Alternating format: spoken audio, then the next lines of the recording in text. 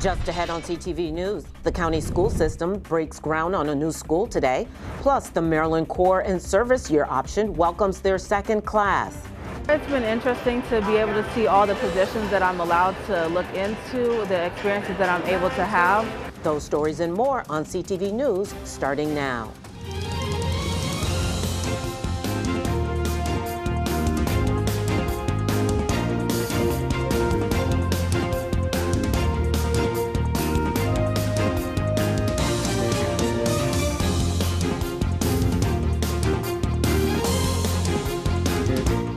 Good evening. This is CTV News for September 12th. I'm Mariah Jalad. And I'm Katera Jones. Thanks for joining us.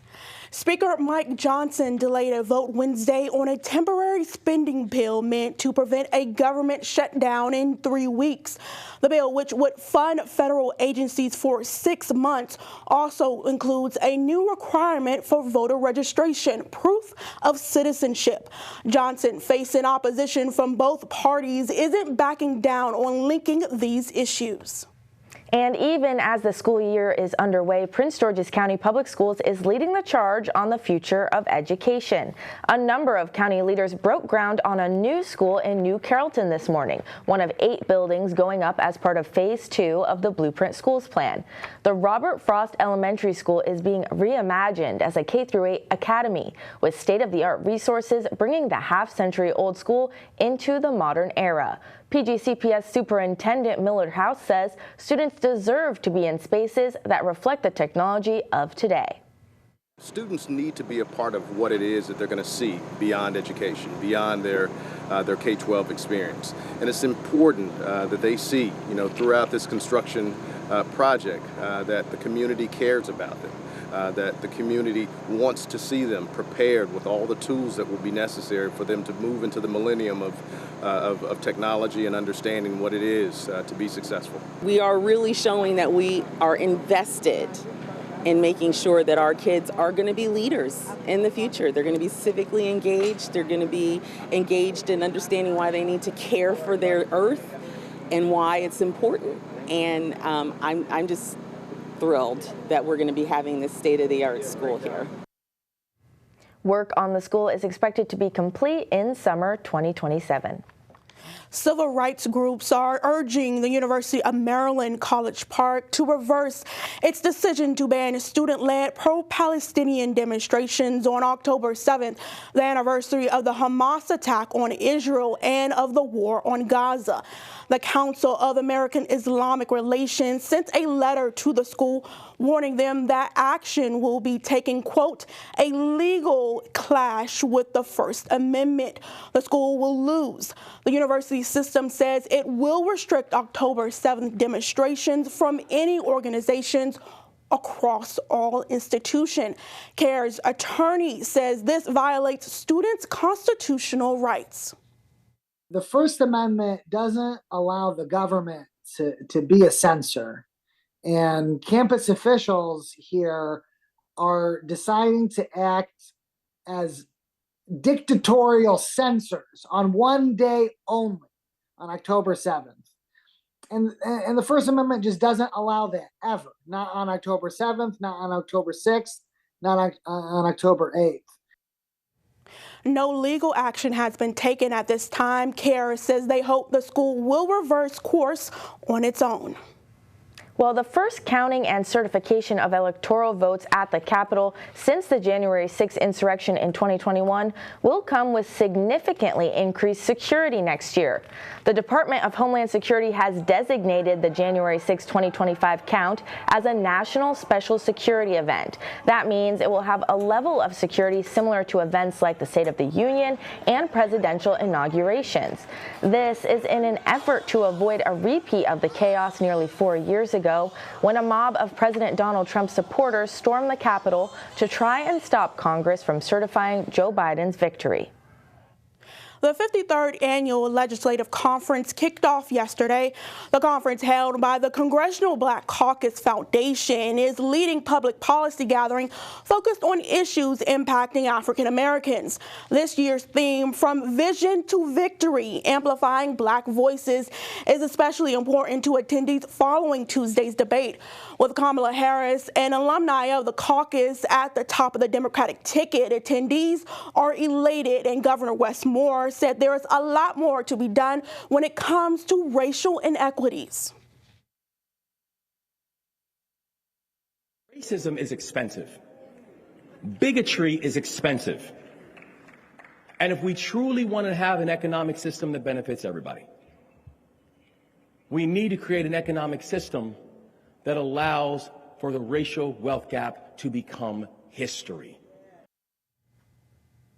Prince George's police are investigating a shooting involving a Bowie police officer this morning. The officer pulled over a motorist stranded near Collington Road and Route 50 at 8 a.m. When approaching the vehicle, the officer opened fire. Thankfully, no one was injured, but an uninvolved vehicle passing by was struck. The officer has been placed on administrative leave pending further investigation. Meantime, a Montgomery County teenager faces attempted murder charges following a shooting near Northwest High School back in March. The suspect is 16-year-old Jaden Ochang. Police say the teen was in a stolen Hyundai on the 19,000 block of Archdale Road in Germantown back on March 13th. A 15-year-old male student got off of a school bus when the suspect got out of the stolen car and chased the victim. Ochang fired a gun at the other teenager, but he was not hit. Police arrested the suspect on September 6 just off campus near Northwest High School. Officers also recovered a loaded gun that he allegedly tossed just before he was arrested. The suspect is being held without bond. A Prince George's man accused of stealing 50 firearms from a Virginia store was sentenced yesterday. According to court documents, 22-year-old Cedric Minger of Brandywine is involved in breaking into a federal firearms licensee. Minger and 3 others traveled to Virginia and brought the firearms to the district to offer them up for sale. One firearm was recovered from a student at an elementary school. Minger pleaded guilty on June 20th and was sentenced to 9 years and 6 months in prison. The Maryland Department of Service and Civic Innovation launches its second cohort of Maryland Core Service Year Option members. The Maryland Core Service Year Option offers job training, mentorship, and access to resources like personal finance and career guidance, all while earning at least $15 an hour. When completed, members receive $6,000 for tuition or as a cash stipend. 600 members gathered at the University of Maryland on 9/11 for a day of service and remembrance. The program was first introduced to me by my mother, and looking into it, I liked all the opportunities that they had, so I wanted to look deeper into it. I'm hoping to have like a new experience in a different field that I'm not accustomed to. I'm hoping to be able to take it into my career path moving forward and to just have fun. And members should be at least 18 years old to serve. That just looks like such a great experience at that young age. I love that. Absolutely. All right, you're watching CTV News. I'm Mariah Jalad. And I'm Katara Jones. Coming up, keeping the county streets clean has held big results. Plus, you don't have to spend a penny to get your teeth clean. Those stories and more after the break. Stay with us. The climate that we're operating under has everyone on the defensive. You see a person and you automatically put them in a box and say, well, this is what this person should be like. All of this ostracizing people, what are we afraid of? We're called to love one another. It can't be, I reject you as a person. This country's been through so much. Its people has been through so much. Why can't we fix this? Do we have issues we have to deal with? Yes, we do. But we're not going to be able to deal with them if we're fighting and yelling at each other and not listening. Yeah, she has an accent. Oh gosh, she dressed funny, but we're talking the same thing. Mm-hmm. We're all concerned about our children, concerned about the world we live in. A lot of people wouldn't even think we should be here talking to each other, but I'm sorry, I disagree.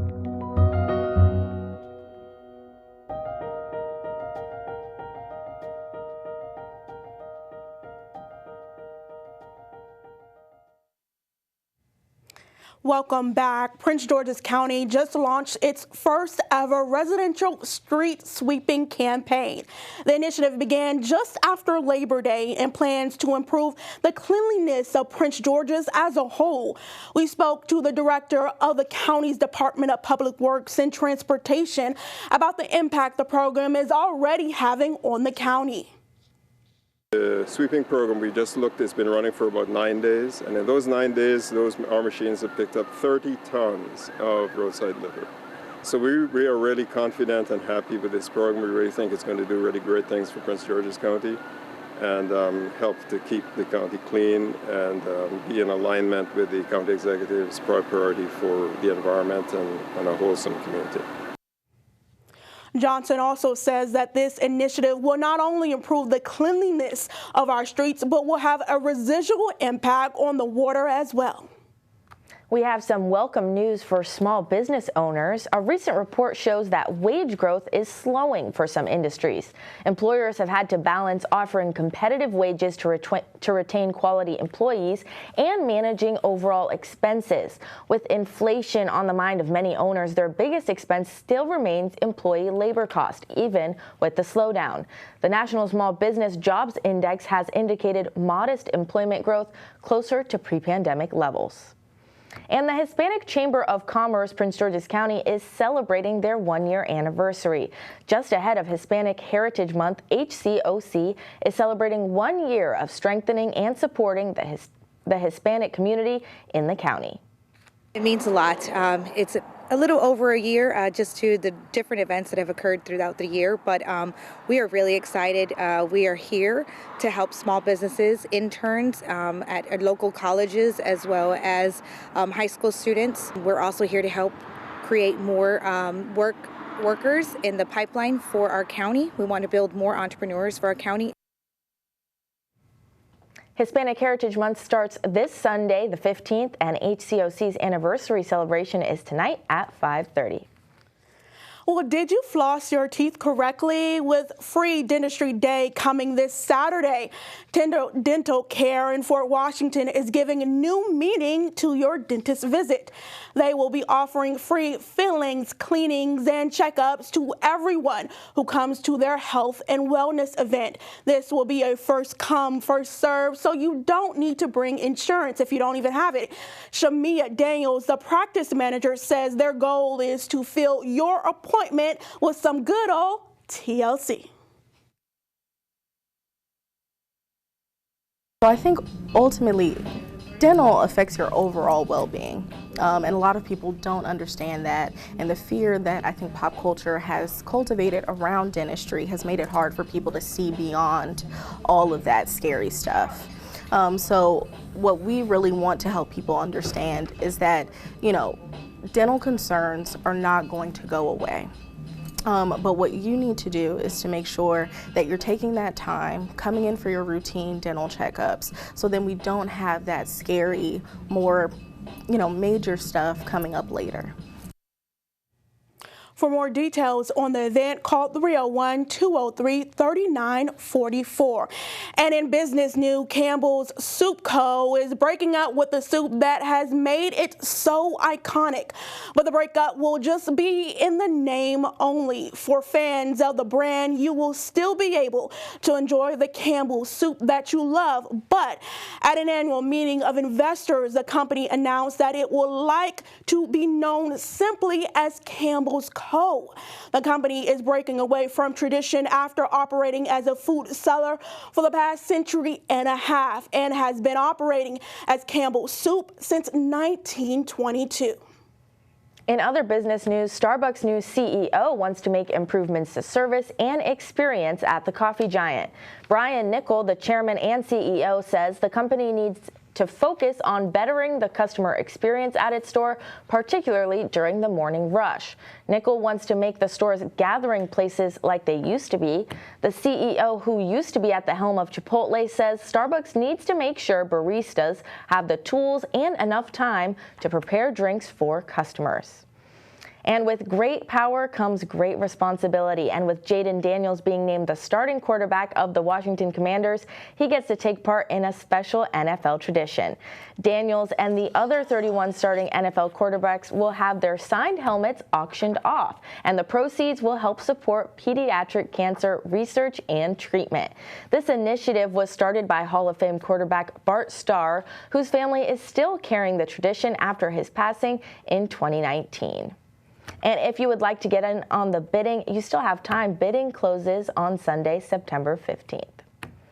How cool is that? I know, that's so sweet. I'm really glad that it goes to a good cause and they're carrying on that legacy. Absolutely. How great. And still to come on CTV News, discover the local ties of the Underground Railroad. And we have a strong lineup in sports. Stay with us. We'll be right back. Some nights we slept in our car. I went to school hungry. I'd wash up in a gas station bathroom before school. Through it all, I never lost sight. Whatever it takes. I'm going to make a difference. I am going to college. I'm going to college. I am going to college. Perseverance in the face of adversity is what the Horatio Alger Association is all about. And funding dreams is what they do. Freedom, mutual respect, and equality of opportunity. That's my American dream. To pioneer innovative healthcare solutions. To start my own software company. To create a sustainable energy company. People say the odds are against you. And I'm like, what odds? Find out more at horatioalger.org. My dad is definitely my hero. He saved a lot of people. What I love about serving my country is putting this uniform on every single day. This uniform reflects my solemn duty to protect America's freedoms, but that has meant giving up a lot at home. While I'm away fighting for my country, my family is left behind to fight loneliness, school and job changes, and tight budgets. For over 160 years, the Armed Services YMCA has made it our duty to protect our service members and their families who have already sacrificed so much. We make sure military families have support, emergency help, food, and much more. The Armed Services YMCA has helped me and my family through a lot of tough times. They've changed my life. Today I'm a better husband, father, and soldier. Their duty is to our country. Our duty is to make sure no military family is left behind. Learn more at asymca.org. Welcome back. You might not know this, but September has been chosen as the month to recognize the Underground Railroad because it was the month that Frederick Douglass and Harriet Tubman escaped from slavery. Flee North, A Forgotten Hero and the Fight for Freedom in Slavery's Borderland is a new book that focuses on the Underground Railroad routes in D.C. and Prince George's County. And joining us in the studio today is the author, Scott Shane. Thank you so much for being here with us, Mr. Shane. So your book takes place in a historical time around a historical landmark. Tell us about those characters and where they came from. So the main character in this book was born right here in Prince George's County in Bladensburg in 1801. His name is Thomas Smallwood, and he is really, in my view, an American hero on a level with Harriet Tubman and Frederick Douglass, but very few people know what he did, and that's basically why I wrote this book. He with a bit of an assist, so first of all, he was born into slavery. He purchased his freedom by the age of 30. He became a shoemaker. He opened a business in southeast D.C. Near the Navy Yard. And then he began in 1842 organizing basically mass escapes from slavery by the wagon load. So he would organize a group. In the middle of the night, they'd slip out of wherever they were enslaved. 10, 15, 18, sometimes as many as 20 men, women, and children would be packed into a wagon. They would throw a tarp over it or disguise it in some way, and they'd take off for the north. And he kept this going for, for month after month after month as the police began to kind of catch on and close in. And as if that wasn't enough, supporting his family with his shoemaking business and organizing these very dangerous escapes, he decided he was a completely self-educated man. He'd never gone to school, but he had read everything and he was quite a writer. So he decided he wanted to write about these escapes. And this is really what sets him apart from just about everybody involved in the Underground Railroad. He wrote newspaper dispatches about the escapes, naming the slaveholders using their real names, naming those escaping from them, and basically mocking the slaveholders and celebrating the people escaping. And he would send these off every couple weeks to a little paper in Albany, New York, which was on the route north. And probably the most exciting discovery that I made in researching this book is that it was Thomas Smallwood in these newspaper dispatches who first gave the name Underground Railroad to escapes from slavery. That had always been kind of a mystery. And so he appointed himself general agent of all the branches of the National Underground Railroad. But for him, it was really just one more way to mock the slaveholders, to attack the institution of slavery. And, he is a remarkable character. So I wanted to know what led you to writing about the ties between the Underground Railroad and this region specifically. Well, it's funny, my interest in this subject, or my knowledge of the subject, dates back to the 90s. I live in Baltimore, and I was a reporter for the Baltimore Sun.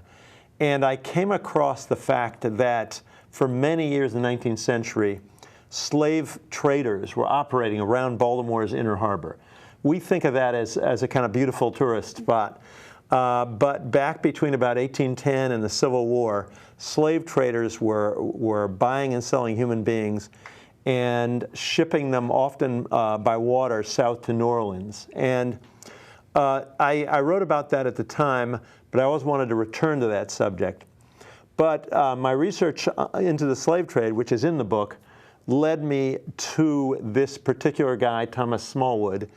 I looked around, as I learned more about him and read his work for this newspaper, I looked around to find, well, who's written about Thomas Smallwood, and basically the answer was nobody.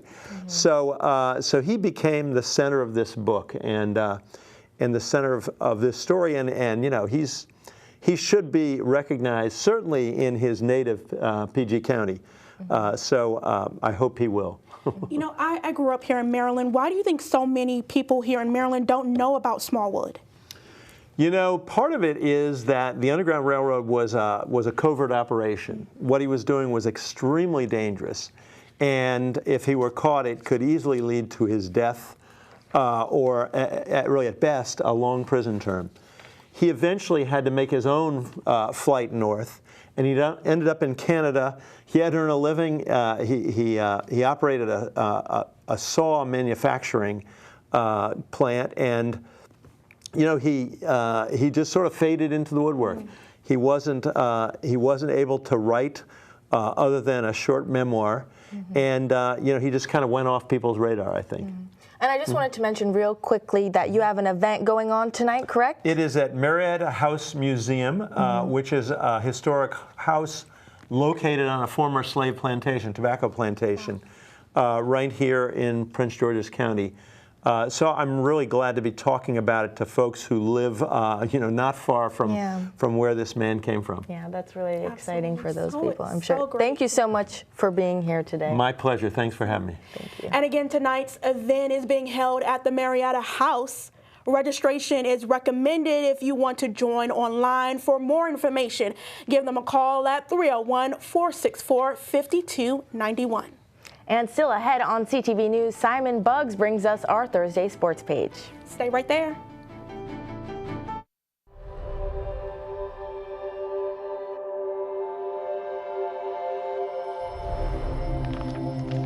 My 15-year-old son, Ethan, and I had a fun and relaxing morning. We returned home, and Ethan walked to his best friend's house an hour later. I heard the ambulance scream by the street, carrying my beautiful boy. Ethan was shot in the head in his best friend's house with an unsecured gun. He had zero chance of survival. The father, the gun owner, he stored his 3 guns and bullets in a shoebox. How do you feel? That has to be the most horrific experience that a human could ever have. David, would you give any advice?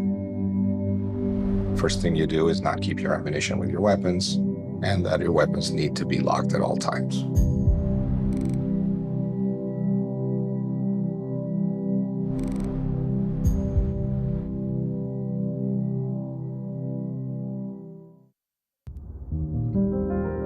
First time that when I see him, a lot of stuff came into my mind because I wasn't prepared at all. I know the first 3 months of his life were really important, and I wanted to be there all the time for him. First time he was like, "Daddy, Daddy." That was one of his first words.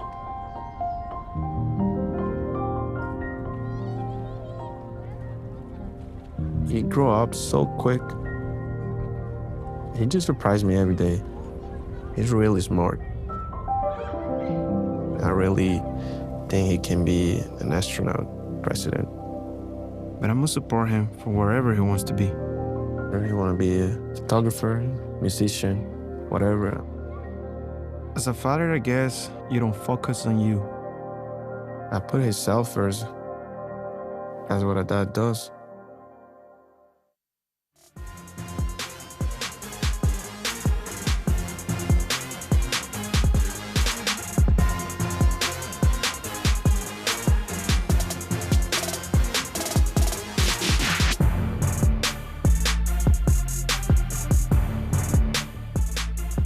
What's going on, sports fans? The moment you've been finally waiting for is here. Now the Bowie High School soccer squad have established themselves as one of the best teams in the county. The Bulldogs seem to always rack up wins as they hardly ever go a season without winning double-digit games. And just 2 seasons ago, the team took home the state title. A winning culture is very much apparent with this program, and head coach Franz Deacon touched on what goes into his team having so much success. I cannot take all the credit. I came in on the great tutelage of the great Richard Kirkland. I have not had a losing season yet, but as part of the Bowie culture, we have a great athletic director in Ms. Brandt who ensures our students are not just athletes, but student athletes first. Our principal, Mr. Kauser, ensures that this building is making sure nothing but great kids are coming out of it. And then when you add that to what the coaches bring to the team on the field, it's a special formula that makes us very successful. And sticking with soccer, there are so many exciting high school matchups taking place today. Oxon Hill will take the field against CMIT South. Gwynn Park will look to defend home turf versus Crossland. And finally, Largo will be on the road taking on Surrattsville. All games began at 4:45. Now, Commanders fans are definitely going to want to tune in this Sunday as the team will play their first NFC East opponent. The Burgundy and Gold will be taking the field against the New York Giants to open up conference play. Conference games can be so entertaining as there can be an extra brand of physicality and motivation to beat your rivals. And head coach Dan Quinn is looking forward to the upcoming matchup. There's a lot that goes into the division because you'll know both teams know each other better when you're playing the first game. Usually the matchups, who's new, who's different, what's been the same and what do we play different.